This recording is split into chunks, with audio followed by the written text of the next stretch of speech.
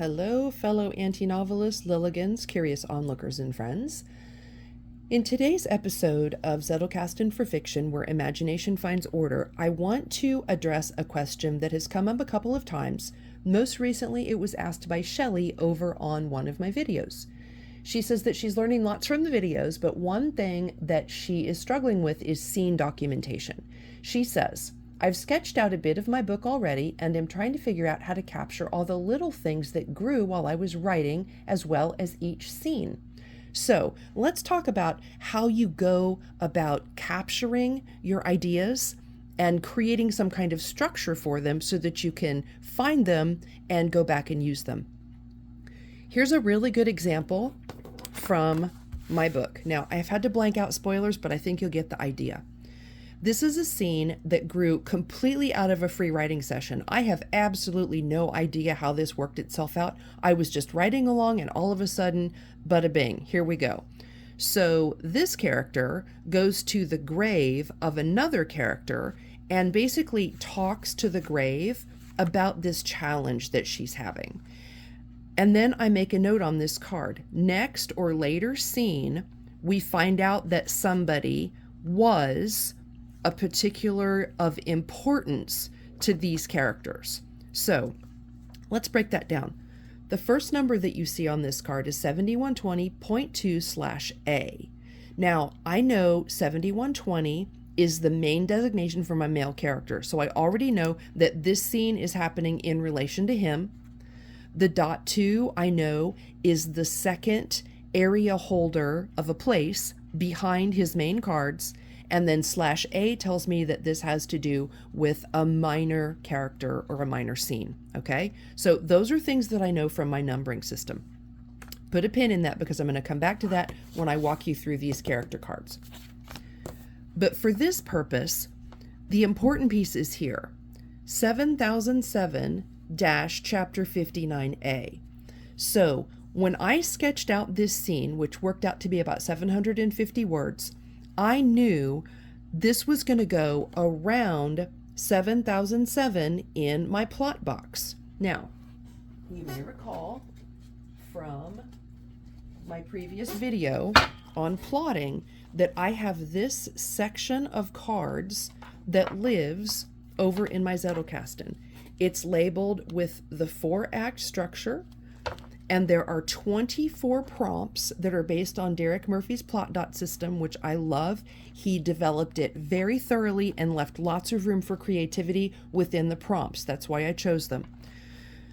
But if you look, the first card in the plot box starts with 7001, and it's called The Really Bad Day. So that's just something that could happen at the beginning of your story, and I've labeled it 7001 to give myself some structure. If I go forward, if you recall, to this card, which I make reference to, 7007, and I tell myself chapter 59A. Well, let's go to the plot box and see what's at 7007. All right, well, 7007 tells me that's where enemies and allies live. So that is already orienting me that this is something that likely has to do with this part of the book. So what I may do is I may just take this card that I make in reference to this scene, and I'm going to slip it right in there. That way, when I go back and I'm looking at the other cards that represent scenes and chapters, I might see this one and go, oh, so this is something that Chad does, and that leads to him having a conflict with Tara.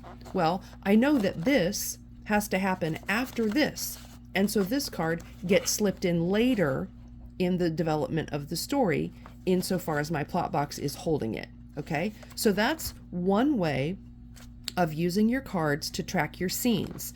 You're simply going to go through that scene that you've just written. You're going to line out the critical details on a card. You're going to give it a number. I'm going to tell you why I gave it this number shortly.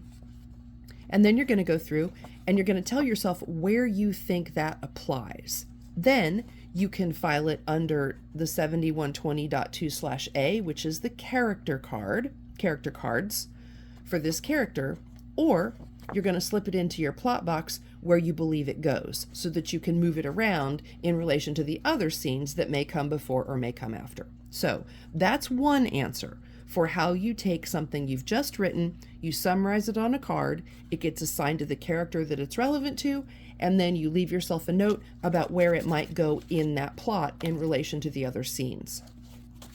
The second way, independent of the plot box, of tracking scenes and details that grow out of things that you're writing, is to actually do it within your character cards.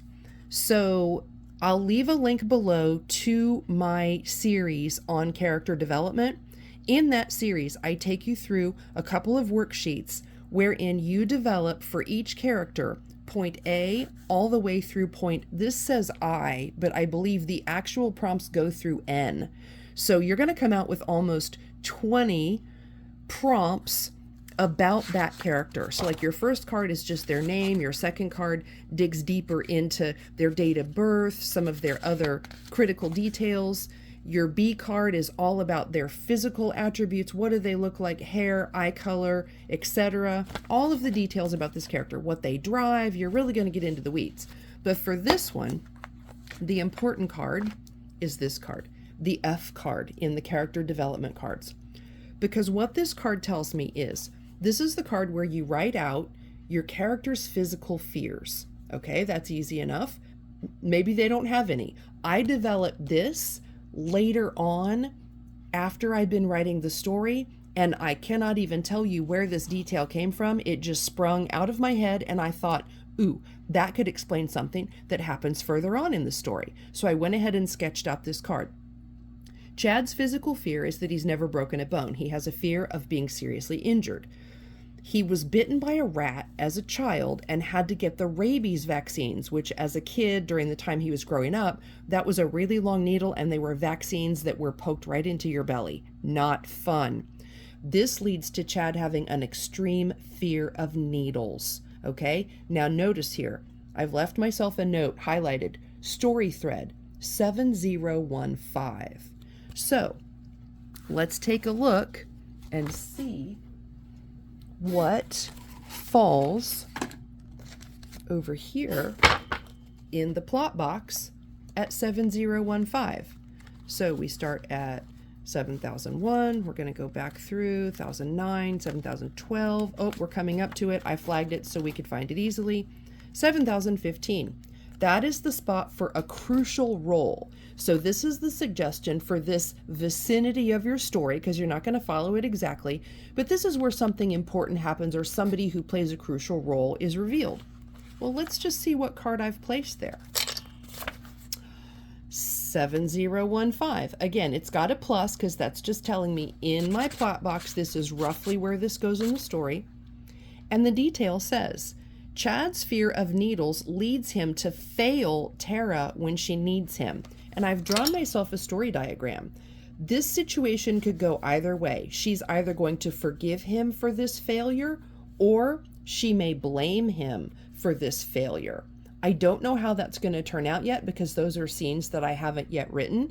But you see how that works. By just giving myself that little card, which is written off of his character card, I did this developmental kind of discovery, just free write, discovered this fear of needles, decided that could be a cool story thread somewhere around this point, 7015 in the story.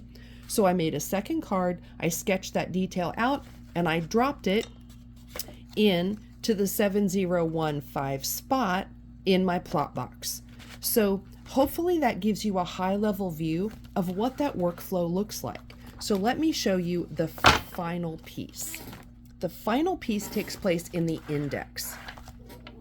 If we go back to this one, 7120 is Marshall Branch, my main male character's number. So if I were to take you over to my Zettelkasten and flip to 7120, we would see that 7120.1 is his parents, and 7120.2 is another key person in his life.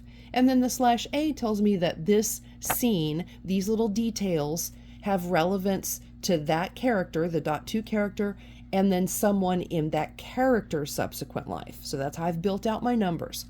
But if I then go over to my index, how am I going to find these things later? Well, if I look at, and I can't show you this because it's got spoilers on it, but if I look at the one character who's here, I see his number is 7120, okay? And if I go to this character whose name's Shiloh, what do I find there? Let's go to S, PQRS. I see Shiloh, 7120.2/A. Do we have a winner? Ding, ding, ding. 7120.2/A. So we know this scene, the main meaningful character in this scene is Shiloh. So if I go to S and look that up, it's going to take me to this card, and then I've got this scene nailed down. But remember, I also have it saved under 7007, which is where this action could take place. And then I've made myself a note from the manuscript that that's actually chapter 59A. So if I need to go specifically to this piece of writing, I know that's where I'm going to find it. So that's 3 ways of capturing your scene details.